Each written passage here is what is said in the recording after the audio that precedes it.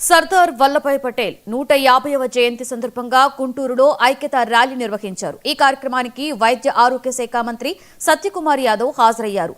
స్వాతంత్ర్యం అనంతరం 565 సంస్థానాలను భారతదేశంలో విలీనం చేసి సమైక్యతను తీసుకొచ్చిన వల్లభాయ్ పటేల్ చిరస్మరణీయుడని మంత్రి సత్యకుమార్ అన్నారు. విభిన్న సంస్కృతులు ఉన్న భారతావనిలో భిన్నత్వంలో ఏకత్వాన్ని చాటిన మహనీయుడని వక్తలు కొనియాడారు. హైదరాబాద్ సంస్థానాన్ని పాకిస్తాన్లో కలవనివ్వకుండా రజకార్లను అణచివేసి ఉక్కు మనిషిగా పేరు తెచ్చుకున్నారని మంత్రి సత్యకుమార్ గుర్తు చేసుకున్నారు. ఆయన త్యాగాలకు గుర్తుగా ఎన్డీఏ ప్రభుత్వం గుజరాత్లో 597 అడుగుల విగ్రహాన్ని ఏర్పాటు చేయడం గొప్ప కార్యక్రమమని మంత్రి సత్యకుమార్ తెలిపారు.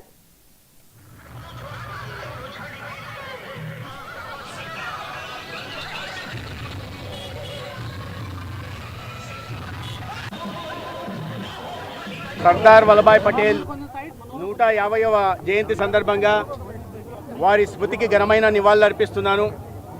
న్యాయ కోవిదుడు, భారతరత్న, స్వాతంత్ర భారతదేశం మొట్టమొదటి ఉప ప్రధాని, హోంశాఖ మాత్యులు సర్దార్ వల్లభాయ్ పటేల్ స్వాతంత్రానంతరం ఈ దేశం సమగ్రంగా ఐక్యంగా ఉండేలాగా చేసిన ఆధునిక భారత నిర్మాత.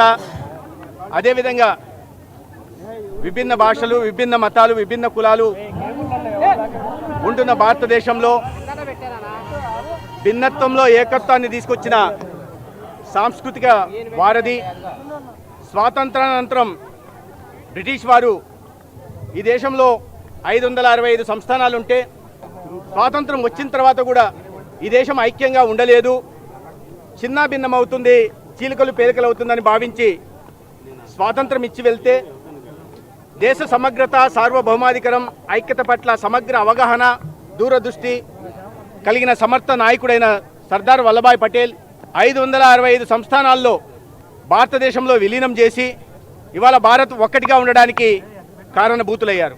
నయానో భయానో సామదాన వేద దండోపాయాలను ఉపయోగించి 562 సంస్థానాలను విలీనం చేస్తే జామ్నగర్ లాంటి సంస్థానం భారతదేశంలో విలీనం కాకుండా ఆనాడు పాకిస్తాన్లో విలీనం కావాలని ప్రయత్నం చేస్తే వారిని నచ్చజెప్పి ప్రేమతో ఆత్మీయంగా ఈ దేశ